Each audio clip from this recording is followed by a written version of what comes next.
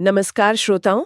आज हम एक ऐसी स्रोत सामग्री में गोता लगा रहे हैं जो सवालों और जवाबों से भरी है। लेकिन ये महज सवाल जवाब नहीं है।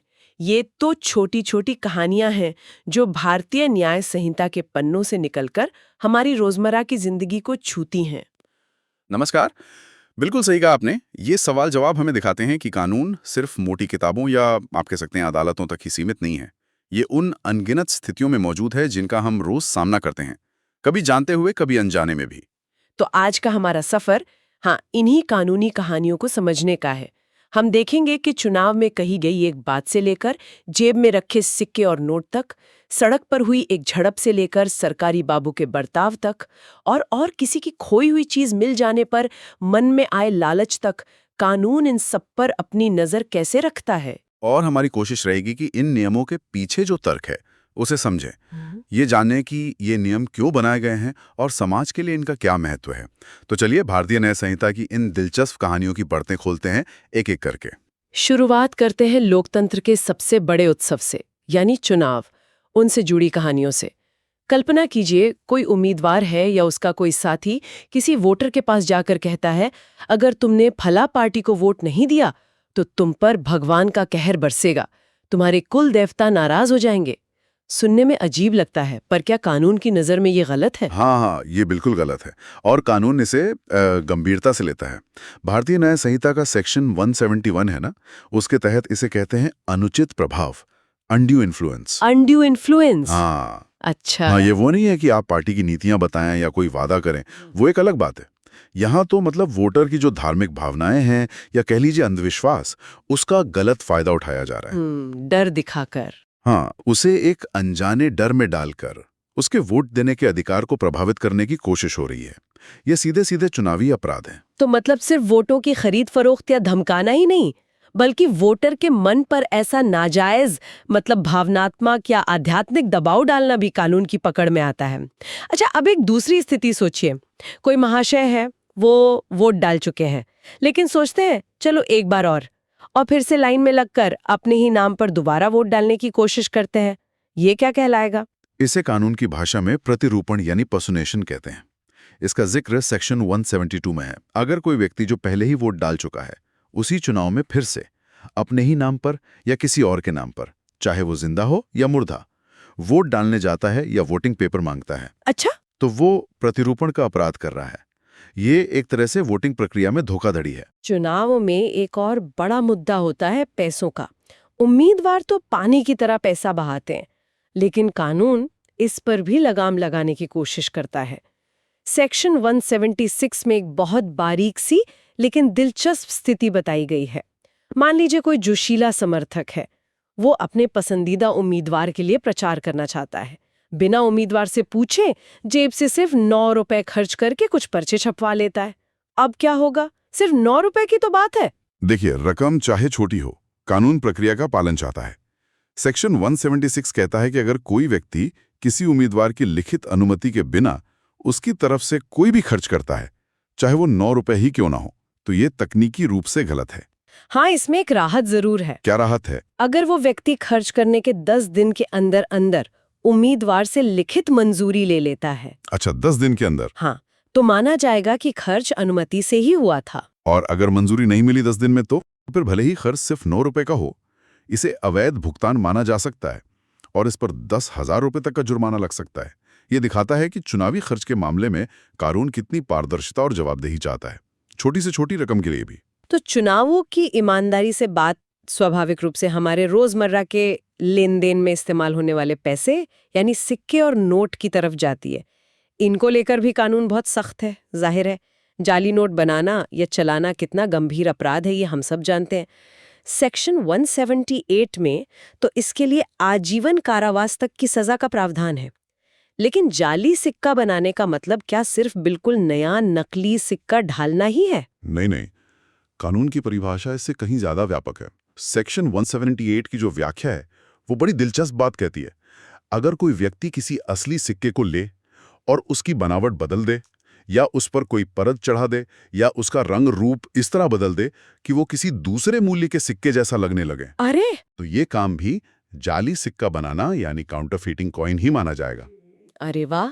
यानी सिर्फ पूरी तरह नया नकली सिक्का बनाना ही नहीं, बल्कि किसी असली कम कीमत वाले सिक्के को बदलकर ज़्यादा कीमत वाला दिखाने की कोशिश करना भी उतना ही बड़ा अपराध है। अच्छा, और अगर किसी के पास जाली नोट हैं, उसे पता भी है कि ये नकली हैं, लेकिन वो उन्हें चुपचाप बाजार में चलाने की फिराक में है। हाँ, अगर कोई जानबूझकर ऐसे जाली करेंसी नोट या बैंक नोट अपने पास रखता है, ये जानते हुए कि वे जाली हैं, और उसका इरादा उन्हें असली नोट की तरह इस्तेमाल करने का है, तो सेक्शन 180 के तहत उसे सजा हो सकती है। कितनी सजा? ये सजा 7 साल तक की कैद और जुर्माना भी हो सकता है। यहाँ इरादा और जानकारी दोनों बहुत महत्वपूर्ण है। एक और कानूनी पेच है सेक्शन 182 में। मान लीजिए कोई ऐसा कागज या दस्तावेज बनाता है जो दिखने में काफी हद तक करेंसी नोट या बैंक नोट जैसा लगता है, शायद मजाक में या किसी और वजह से, और उस पर किसी व्यक्ति एक्स का नाम लिखा है, तो कानून क्या मानेगा? किसने बनवाया ये? सेक्शन 182 यहाँ एक कानूनी अनुमान लगाता है, एक प्रिजम्पशन। वो कहता है कि जब तक इसके विपरीत साबित न कर दिया जाए, यही माना जाएगा कि जिस व्यक्ति एक्स का नाम उस दस्तावेज पर लिखा है, उसी ने वो दस्तावेज बनवाया। अच्छा, तो जिम्मेदारी उसी पर आ गई। बिल्कुल। यानी अब ये साबित करने की जिम्मेदारी एक्स पर आ जाती है कि उसने ऐसा नहीं किया या उसे उसकी जानकारी नहीं थी। ये प्रावधान ऐसे दस्तावेजों के प्रसार को रोकने के लिए है जो भ्रम पैदा कर सकते हैं। पैसों की गड़बड़ी और जालसाजी से आगे बढ़ते हैं समाज में शांति और व्यवस्था बनाए रखने की तरफ। कई बार लोग झुंड में इकट्ठा होते हैं, कभी विरोध करने, कभी किसी और मकसद से। ये गैर कानूनी जमाव या अनलॉफुल असेंबली किसे कहते हैं? अगर कुछ लोग शांति से किसी सरकारी नीति का विरोध कर रहे हैं, तो क्या वो भी गैर कानूनी जमाव बन जाएगा? नहीं, देखिए, हर जमाव गैर कानूनी नहीं होता। सेक्शन 189 इसे बहुत स्पष्ट करता है। 5 या उससे ज्यादा लोगों का जमाव गैर कानूनी तब बनता है जब उनका साझा उद्देश्य, कॉमन ऑब्जेक्ट, गैर कानूनी हो। साझा उद्देश्य? कैसा उद्देश्य? जैसे उनका मकसद हो सरकार या किसी सरकारी अफसर को डरा धमकाकर कोई काम करवाना या रोकना, या किसी कानून को लागू होने से रोकना, कोई अपराध करना जैसे शरारत या आपराधिक अत्याचार, या फिर किसी व्यक्ति पर आपराधिक बल का प्रयोग करके उसे वो काम करने पर मजबूर करना जिसके लिए वो बाध्य नहीं है, या वो काम करने से रोकना जिसका उसे कानूनी हक है। अच्छा। अगर उद्देश्य इनमें से कोई नहीं है और प्रदर्शन शांतिपूर्ण है, तो वो गैर कानूनी जमाव नहीं माना जाएगा। अच्छा, तो यहाँ भी उद्देश्य या मंशा सबसे महत्वपूर्ण है, सिर्फ लोगों का इकट्ठा होना नहीं। और बलवा यानी रायटिंग जो हम अक्सर सुनते हैं, वो इस गैर कानूनी जमाव से कैसे अलग है? जब वही गैर कानूनी जमाव, जिसका उद्देश्य गैर कानूनी है, अपने उस साझा उद्देश्य को हासिल करने के लिए बल या हिंसा का इस्तेमाल करता है, तो उस जमाव का हर सदस्य बलवा करने का दोषी माना जाता है। यह सेक्शन 191 में बताया गया है। ओह, अच्छा। तो मूल अंतर है बल या हिंसा का प्रयोग होना। गैर कानूनी जमाव इरादे पर आधारित है, बलवा उस इरादे को हिंसा से पूरा करने पर। और अगर सिर्फ 2 लोग, मान लीजिए सड़क पर, किसी बात पर झगड़ पड़ते हैं और हाथापाई करने लगते हैं, जिससे आसपास के लोगों को परेशानी होती है, शांति भंग होती है, उसे क्या कहेंगे? इसे सेक्शन 194 के तहत दंगा, अफरे कहा जाता है। इसके लिए 2 या ज्यादा लोगों का सार्वजनिक स्थान पर लड़ना और उससे लोक शांति का भंग होना जरूरी है। तो हाँ, सड़क पर की गई हाथापाई भी आपको कानूनी पछड़े में डाल सकती है। समाज में शांति बनाए रखने में सरकारी कर्मचारियों यानी लोक सेवकों की भूमिका बहुत अहम होती है। लेकिन क्या हो अगर वो खुद ही कानून का पालन ना करे? जैसे मान लीजिए कोई सरकारी अफसर है और कानून उसे कोई निजी व्यापार करने से मना करता है, लेकिन वो फिर भी चोरी छुपे अपना बिजनेस चला रहा है। अगर कोई लोक सेवक जिसे कानूनन कोई विशेष व्यापार करने से मना किया गया है, फिर भी उस व्यापार में लगता है, तो सेक्शन 202 के तहत उसे सजा हो सकती है। यह सजा 1 साल तक की साधारण कैद या जुर्माना, या फिर एक दिलचस्प विकल्प सामुदायिक सेवा, कम्युनिटी सर्विस भी हो सकती है। सामुदायिक सेवा, ये सजा के तौर पर एक अलग तरह का नजरिया दिखाता है। शायद सुधार पर ज्यादा जोर है इसमें। अच्छा, और अगर कोई असल में सरकारी अफसर है ही नहीं, लेकिन मान लीजिए पुलिस वाला बनकर रौब झाड़ रहा है और लोगों से पैसे ऐंठने की कोशिश कर रहा है। ये तो और भी गंभीर बात है। इसे लोक सेवक का प्रतिरूपण, पर्सोनेटिंग अ पब्लिक सर्वेंट कहते हैं, जो सेक्शन 204 के तहत एक अपराध है। ऐसा करने पर कम से कम 6 महीने की जेल और जुर्माना दोनों हो सकते हैं। कोई भी झूठी पहचान बताकर सरकारी ताकत का दुरुपयोग नहीं कर सकता। अब इसका उल्टा देखते हैं। अगर आम नागरिक सरकारी काम में या कानूनी प्रक्रिया में बाधा डालने की कोशिश करे तो मान लीजिए कोर्ट ने किसी को समन भेजा कि फला तारीख को हाजिर होकर कोई जरूरी कागज पेश करो, लेकिन वो आदमी समन लेने से बचने के लिए घर से भाग जाता है या कहीं छिप जाता है। अगर कोई व्यक्ति किसी समन, नोटिस या आदेश की तामील से बचने के लिए जानबूझकर फरार हो जाता है या छिप जाता है ताकि उस तक वो कानूनी दस्तावेज न पहुंच सके, तो सेक्शन 206 के तहत ये भी एक अपराध है। अच्छा। हाँ, और अगर वो समन या नोटिस किसी दस्तावेज या इलेक्ट्रॉनिक रिकॉर्ड को पेश करने के लिए था, तो उसे 1 महीने तक की साधारण कैद या 5,000 रुपये तक का जुर्माना या दोनों हो सकते हैं। मतलब कानून की प्रक्रिया से भागना भी कानून का उल्लंघन है। हाँ, कानून का पालन करने की जिम्मेदारी सिर्फ अदालती समन तक ही सीमित नहीं है। सेक्शन 212 में एक गांव के चौकीदार का उदाहरण दिया गया है। उसकी कानूनी ड्यूटी है कि अगर गांव में डकैती पड़े तो फौरन पुलिस को सही इत्तला दे, लेकिन वो जानबूझकर पुलिस को गलत रास्ता बता देता है। शायद डकैतों से मिला हुआ हो या डर गया हो। ये क्या माना जाएगा? ये गलत सूचना देना फर्निशिंग फॉल्स इन्फॉर्मेशन का अपराध है, जैसा सेक्शन 212 में बताया गया है, क्योंकि वो चौकीदार कानूनी रूप से सही सूचना देने के लिए बाध्य था, लेकिन उसने जानबूझकर, ये जानते हुए कि सही जानकारी क्या है, गलत सूचना दी। अपनी कानूनी जिम्मेदारी से मुकरना भी अपराध है। ये तो हुई जानकारी छुपाने या गलत जानकारी देने की बात, लेकिन सोचिए अगर कोई जानबूझकर कोर्ट में शपथ लेकर झूठ बोलता है या झूठे सबूत तैयार करता है किसी को फंसाने के लिए। झूठा सबूत देना यानी गिविंग फॉल्स एविडेंस का ठीक मतलब क्या है? क्या इसमें वो स्थिति भी आती है जब कोई ईमानदारी से कुछ मानता है पर बाद में वो बात गलत निकल जाती है? नहीं, ईमानदारी से हुई गलती झूठा सबूत देना नहीं है। सेक्शन 227 इसे साफ करता है। झूठा सबूत देना तब माना जाता है जब कोई व्यक्ति कानूनी तौर पर सच बोलने के लिए बाध्य है, जैसे शपथ लेकर, और वो जानबूझकर कोई ऐसा बयान देता है जिसके झूठा होने का उसे पता है या जिस पर वो खुद विश्वास नहीं करता, या फिर वो कोई ऐसी बात पूरे यकीन से कहता है जिसके सच होने के बारे में उसे खुद कोई पुख्ता जानकारी नहीं है। यानी इरादा धोखा देने का होना चाहिए। इरादा। और झूठे सबूत गढ़ना, जैसे सेक्शन 228 का उदाहरण है, ए नाम का आदमी जेड को चोरी में फंसाना चाहता है।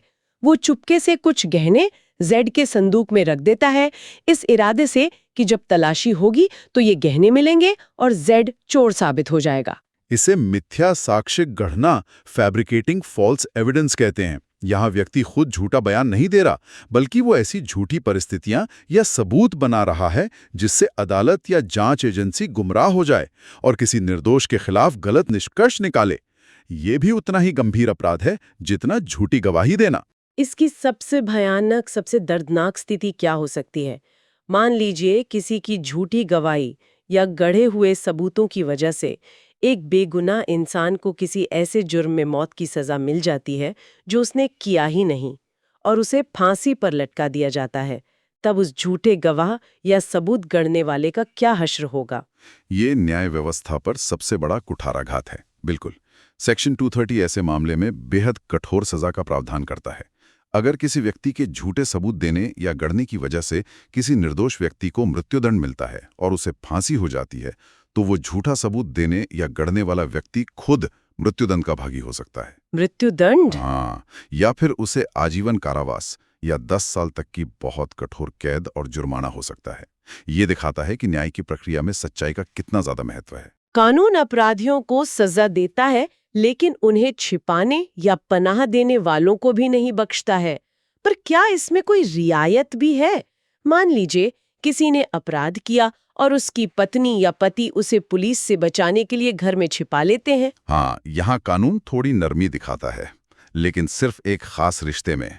सेक्शन 249 कहता है कि अगर कोई व्यक्ति अपने जीवन साथी को, मतलब पति या पत्नी को, जिसने कोई अपराध किया हो, कुछ बहुत गंभीर अपराधों को छोड़कर कानूनी सजा से बचाने के लिए पनाह देता है या छिपाता है, तो उसे इस सेक्शन के तहत सजा नहीं मिलेगी। अच्छा, ये सिर्फ पति पत्नी के लिए? हाँ, ये अपवाद सिर्फ पति पत्नी के रिश्ते तक ही सीमित है, किसी और रिश्तेदार या दोस्त पर लागू नहीं होता। ये पति पत्नी वाला अपवाद वाकई काफी मानवीय पहलू दिखाता है कानून का। चलिए अब न्याय और अपराध से हटकर उन चीजों पर आते हैं जो हमारे स्वास्थ्य, सुरक्षा और समाज की आम नैतिकता से जुड़ी हैं।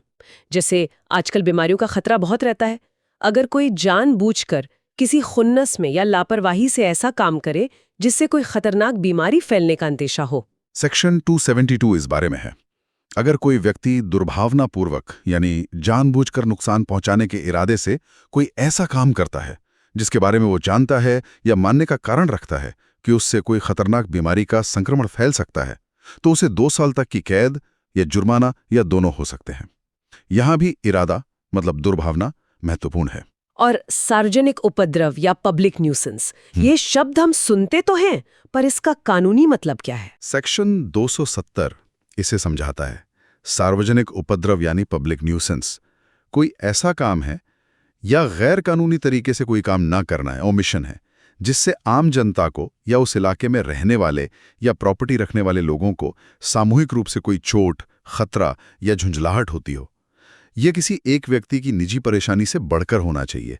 इसका असर आम लोगों पर पड़ना चाहिए, जैसे सड़क पर गड्ढा खोदकर छोड़ देना या बहुत ज्यादा शोर करना।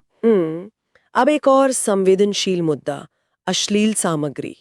इसे बेचना, बांटना या दिखाना अपराध है। लेकिन क्या कला, साहित्य या धार्मिक चीजों के मामले में कोई छूट है, जैसे मंदिरों में बनी मूर्तियां या कोई वैज्ञानिक किताब?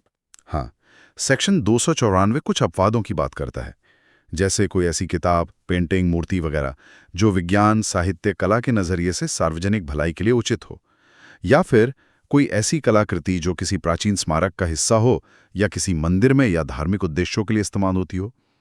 लेकिन यहाँ एक पैंच ये भी है। क्या? तो कला और धर्म के नाम पर भी सीमाएं हैं। और आखिर में उन अपराधों की बात करते हैं जो शायद सबसे ज्यादा होते हैं, यानी संपत्ति के खिलाफ अपराध। चोरी, छीना झपटी, लूट, डकैती। चोरी की परिभाषा सेक्शन 303 में दी गई है। इसका एक उदाहरण बड़ा दिलचस्प है। क नाम का आदमी ख के घर जाता है और उसे वहां एक अंगूठी पड़ी मिलती है। क उसे उठाता नहीं, बल्कि वहीं कहीं छुपा देता है, इस इरादे से कि जब ख उसे भूल जाएगा तब आकर ले जाएगा। क्या ये चोरी है, जबकि उसने अभी चीज हटाई नहीं? बिल्कुल, ये चोरी है।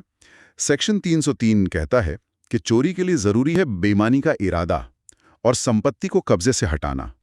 जैसे ही क ने बेईमानी के इरादे से उस अंगूठी को छुपाया, उसने उसे ख के कब्जे से हटाने की प्रक्रिया शुरू कर दी।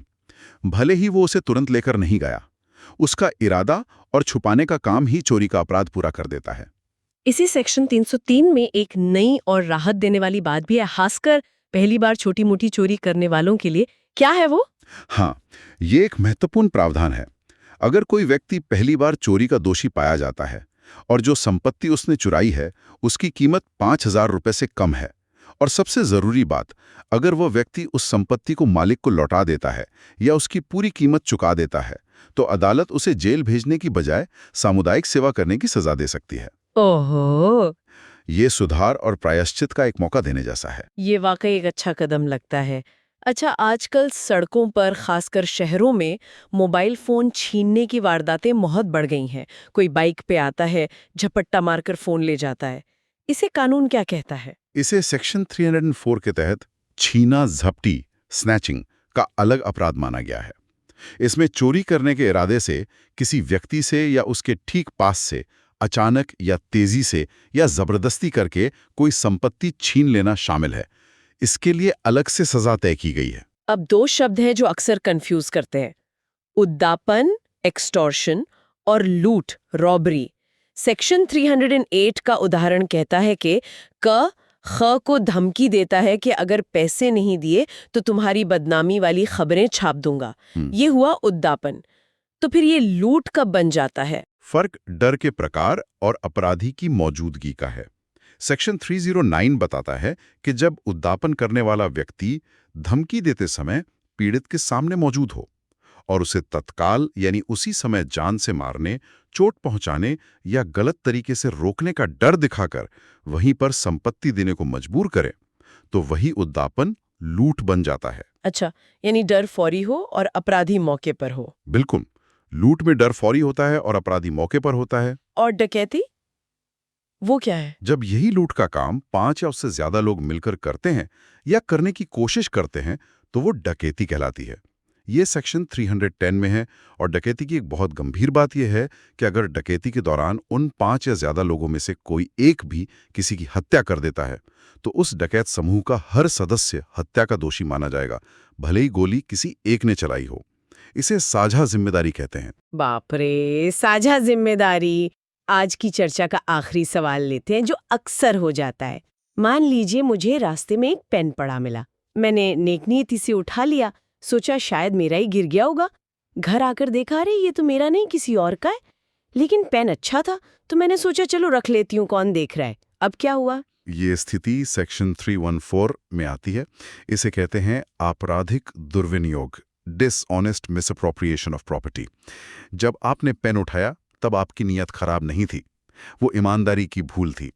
लेकिन जैसे ही आपको पता चला कि पेन आपका नहीं है और आपने उसे लौटाने के बजाय बेमानी से अपने इस्तेमाल के लिए रखने का फैसला किया, मतलब उसे मिसअप्रोप्रिएट किया, उसी क्षण आपने ये अपराध कर दिया। यहाँ भी गलती का पता चलने के बाद का इरादा ही एंशाइडेंट है, मतलब निर्णायक है। तो आज इन कहानियों जैसे सवालों और जवाबों से गुजरते हुए हमने देखा कि भारतीय न्याय संहिता सिर्फ बड़े अपराधों की बात नहीं करती, बल्कि हमारी रोजमर्रा की जिंदगी की कितनी ही छोटी बड़ी स्थितियों पर लागू होती है। चुनाव में कहीं एक बात, सड़क पर हुई झड़प, किसी की गिरी चीज उठा लेना, सरकारी दफ्तर का काम, हर जगह कानून मौजूद है और अक्सर हमारे इरादे पर बहुत कुछ निर्भर करता है। हाँ, ये चर्चा यही दिखाती है कि कानून कितना फैला हुआ है और जीवन के लगभग हर पहलू को छूता है। कई बार जो हरकतें हमें मामूली लगती हैं, कानून की नज़र में वो गंभीर हो सकती हैं। और जैसा कि हमने बार बार देखा, अपराध तय करने में सिर्फ किया गया काम ही नहीं, बल्कि करने वाले का इरादा, उसकी जानकारी, हालात और संदर्भ, ये सब चीज़ें बहुत मायने रखती हैं। इस पूरी बातचीत के बाद एक सवाल मेरे मन में जरूर उठ रहा है। कानून कोशिश तो करता है कि हर स्थिति के लिए नियम बनाए, सही गलत तय करे, लेकिन क्या कानून हमेशा इतनी सफाई से वो रेखा खींच पाता है, खासकर तब जब इंसानी इरादे, भावनाएं और हालात इतने पेचीदा और उलझे हुए होते हैं? ये सचमुच एक गहरा सवाल है। कानून निश्चित रूप से नियमों, व्याख्याओं और उदाहरणों के जरिए इन जटिलताओं को संभालने की पूरी कोशिश करता है। लेकिन मानवीय व्यवहार की हर परत, हर बारीकी को शायद ही कोई कानूनी संहिता पूरी तरह अपने में समेट पाए। और शायद इसीलिए एक जागरूक नागरिक के तौर पर इन कानूनों को, इनके पीछे के सिद्धांतों को और इनके लागू होने के तरीकों को समझना हमारे लिए और भी ज़्यादा ज़रूरी हो जाता है, ताकि हम खुद भी बेहतर फैसले ले सकें। इस बहुत ही ज्ञानवर्धक और दिलचस्प चर्चा के लिए आपका बहुत बहुत धन्यवाद। धन्यवाद।